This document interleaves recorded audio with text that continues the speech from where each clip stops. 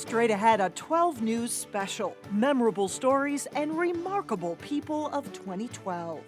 I've always thought that if you can help somebody, you help them. That's just what you do. They come from all walks of life to help in a crisis. Others overcame obstacles to take on big challenges.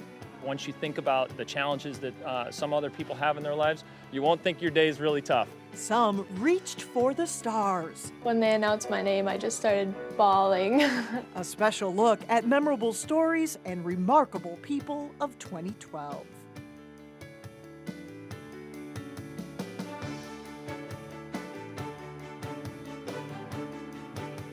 Hello, and thanks for joining us for this special year-end presentation, Memorable Stories and Remarkable People of 2012. These are stories of people pushing the envelope to achieve, people helping others, and those overcoming their own adversity. And that's where we begin, at an athletic event in Golden Valley earlier this year that has everything to do with drive and determination.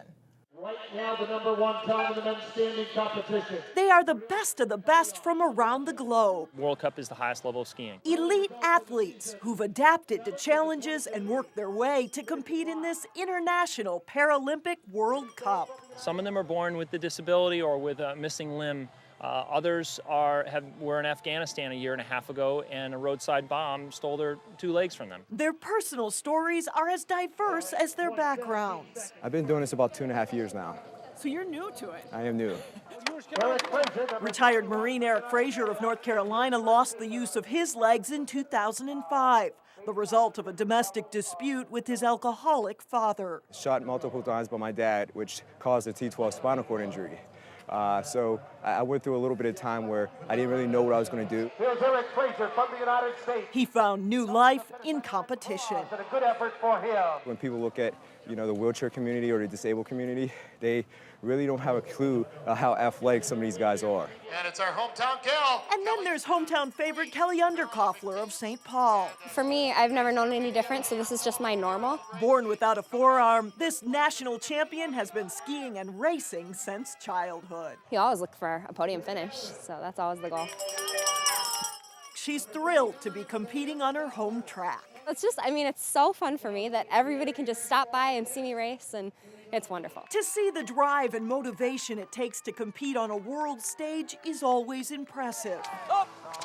This competition has the added benefit of providing a little perspective. Once you think about the challenges that some other people have in their lives, you won't think your day is really tough. And talk about a long road back from a devastating injury. Benilde St. Margaret student Jack Jablonski received an award that now puts him in the same tier as Muhammad Ali, Arthur Ashe, and Walter Payton. Jablonski was the America's Choice honoree for the 23rd annual Courage in Sports Awards. The high school junior was paralyzed from the waist down during a hockey game last December. And since the accident, his attitude and determination have inspired many. He received tens of thousands of votes from across the country to win the award. Another national award winner is a Maple Grove dad. Steve Laux was voted Best Dad on Wheels by the Christopher and Dana Reeves Foundation. You put that on my nose. It doesn't take long to see why Steve Laux is a good dad. Whether it's with his twins or his 3-year-old daughter, Steve finds creative ways to have fun with limited use of his body. I had the misfortune of diving into the lake that day and sustained a spinal cord injury. That diving accident in Lake Superior 14 years ago left Steve a quadriplegic. Rawr, Mackenzie, look at the coda. But now this 35-year-old husband and father of 3 girls loves being dad best of all. Absolutely blessed with oodles and oodles of smiles and hair bonnets and diapers, and I don't think back then it never even crossed my mind that this would be the highlight of my life. Steve got nearly 4,500 online votes to win the Best Dad on Wheels competition.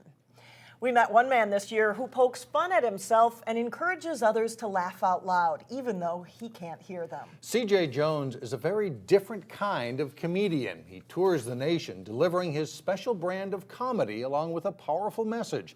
Delane Cleveland has his story. C.J. Jones has many talents, A glance at his comedic act on YouTube shows a man who likes to pantomime and bust out the occasional rap song.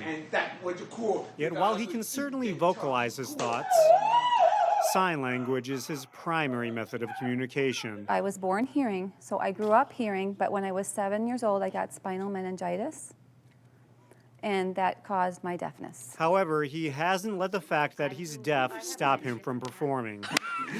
Jones spoke with us in September through an interpreter at North Hennepin Community College before his evening performance. I love to watch other people laugh, and that's one of my favorite things to do. I feel so good to make other people laugh and see them laugh and have fun. But his act isn't only about making people laugh. Jones uses his performances as a teaching tool to educate people about the deaf culture. Because I think there's so many people that don't know, and it's opening up their minds, and we can all become knowledgeable of the same thing and just send a message to the world who we are. That's one reason why American Sign Language professor Diane McDonough wanted to bring Jones to the campus after seeing him perform at another college. The inspiration I found was within his language and his facial expression. Just sitting there and watching him, I felt happy, and I laughed, and I felt connected. I felt like I could just completely understand him. It was just perfect. Jones hopes others feel the same way. And ultimately, he wants to inspire as well as open doors for others just like him. I like to see people's attitudes, their minds, their hearts opened, encouraged, and supported. I want them to believe that they can do anything. Even people that are in a wheelchair, they're blind, it doesn't matter what their issue is. In Brooklyn Park, Delane Cleveland, 12 News. C.J. Jones also founded a business aimed at creating more opportunities for deaf people in entertainment. Well, still ahead, people who are reaching for the stars and exploring other worlds. Plus, a young woman with her own star power. Memorable stories and remarkable people of 2012 continues in a moment.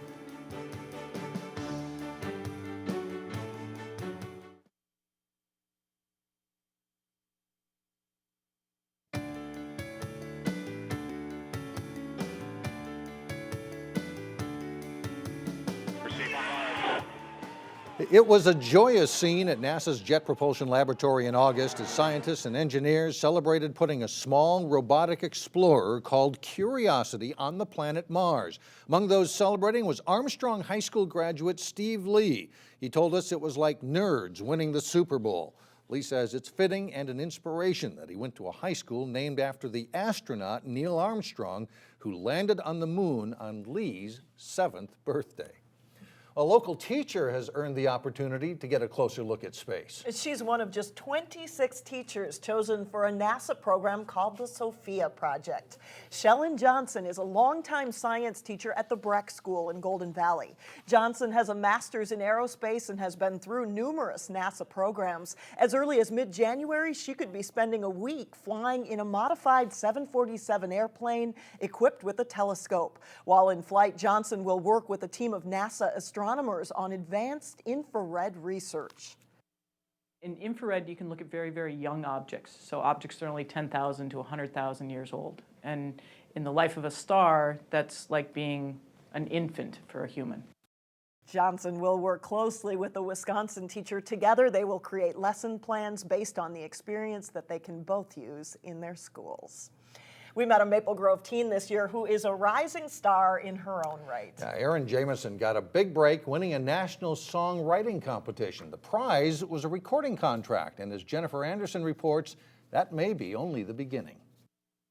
I'm gonna play a song called Hope for the Broken. It began with one song. Everyone wants to be lost in the moment. Written by 16-year-old Erin Jamison. Love for the child who's lost and forgotten, and grace to set them all free. The song catapulted this Maple Grove teen into a whirlwind of recording contracts and music studios. When they announced my name, I just started bawling. And I looked at my mom and she was crying, and it was just crazy. I couldn't believe it was happening. Last summer, Erin won a national songwriting competition and a talent search for Christian artists. The grand prize was a recording contract in Nashville. It was just crazy to hear my songs go from my little piano room in Maple Grove, Minnesota to sounding like a real album that could be out for the world to hear. Her first CD, released earlier this year.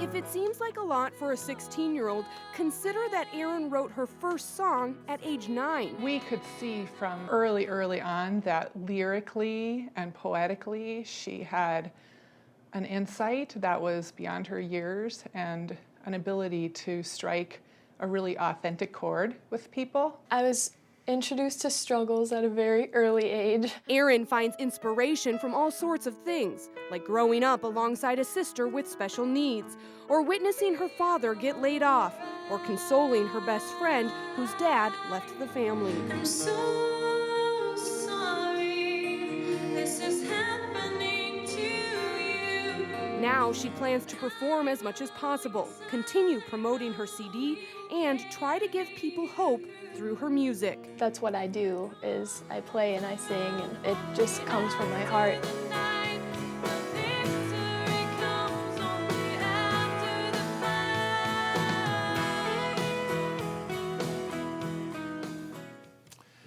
Erin hopes to go to college and earn a degree in songwriting. Well, still ahead, you'll meet some remarkable people who didn't hesitate to step in to help others. Including one man who was honored for tackling a robber, a move that came naturally. We'll be right back.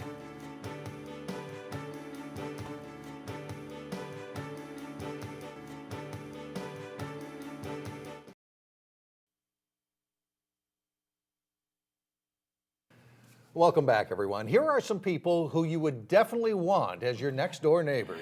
They were honored in Maple Grove in September for helping to save a home from what could have been a devastating fire. My son came to me and said, "Dad, look how foggy it is out." I said, "Foggy? It's a perfectly clear day." And I went and looked, and across the street, we saw the home was on fire. And I yelled to my wife to call 911, and I went across the street to help the neighbors, and ultimately I used some garden hoses to help put the fire out. One of the 7 people honored was actually a former firefighter who happened to be in the right place at the right time. And then there's the story of John Diker, who saw someone hold up a gas station in Rogers and he knew he had to act. As a former football player, tackling someone may come as second nature, but this time Diker was going after someone who was armed. I was a defensive end, so that's what I did. And when I tackled him, I felt like the same adrenaline rush that happened when I would hit a quarterback at full sprint, you know. It all happened when Diker was gassing up late at night at a Super America near I-94 and Highway 101 when he saw someone hold up the clerk at gunpoint. He tried to block him with his van, but eventually chased him down on foot. The idea was, you know, I'm not going to get shot if he still has the gun with him, so I'm going to try to hit him as hard as I can so that it knocked the wind out of him, or so he can't move, you know. And it worked pretty good. Diker was honored for his actions and says, if you can help somebody, that's what you do. Another man has been stepping in for years to help people he never met. Richard Proudfit has made it his mission to stop child hunger around the world. He's the founder of New Hope-based Kids Against Hunger. This summer, he received a national award for his part in making a difference. Renee Bonneau shows us the passion that made it possible. Oh, am I excited. Richard Proudfit proudly shows off his solution to a problem he encountered on a mission trip to Honduras back in 1974. When I stepped backward, I saw the children for the first time.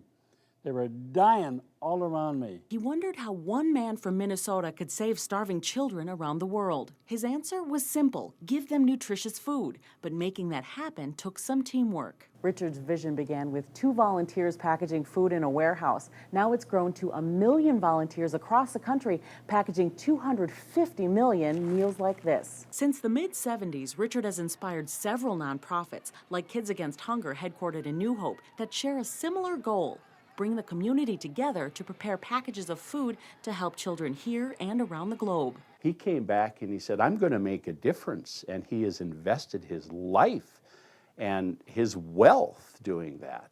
I can't even imagine how much money he has personally poured into feeding children. Rice is recognized all around the world. At 82 years old, Richard continues to work 16-hour days.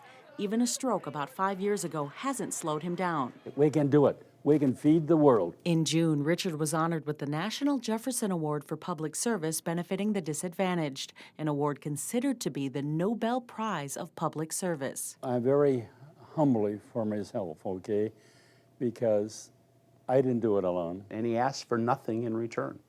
Nothing in return except give me the same passion. Help me feed children. In New Hope, Renee Bonneau, 12 News.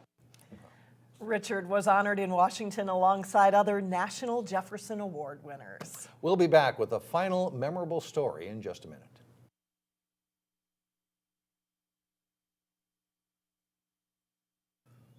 As we considered the people we met this year, we wondered what's next for a local wood carver who's been at it for 40 years. Gene Hazen has been creating everything from log cabins to nativity scenes. And as Shannon Slatton tells us, he has no shortage of ideas.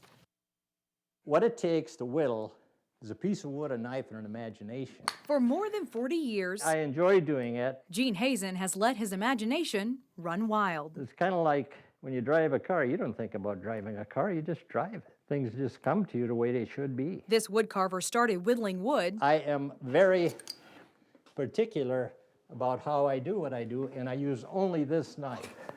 After visiting his wife's home state of Arkansas in the 1960s. This was done in good humor and in good appreciation of the people at the time. After carving his share of folksy caricatures, it fascinates the dickens out of me. Gene discovered he could carve a bit of history too. And he's holding this, and he goes, can you make that cabin?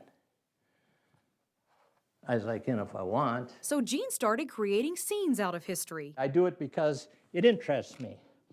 And I do it because I can, and people should do things that interest them if they can. Many of those now belong to different historical societies in Wisconsin, Minnesota, and Arkansas. You gotta be in the right mood to do that. Like finishing this Civil War trio of Lincoln, Grant, and Lee. If you're not in the mood, just let it be. And I'm not in the mood to do their faces yet. Right now, Gene is in the mood for Santa. Because Christmas is coming. And holidays or not. These are priceless, which is true.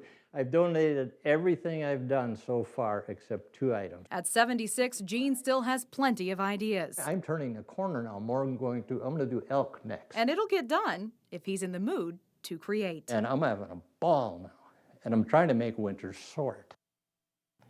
There are so many people who are doing remarkable things every day. Whether it's giving blood, volunteering at a food shelf or a hospital, or simply checking on a neighbor, it all makes a difference. And thanks so much for joining us.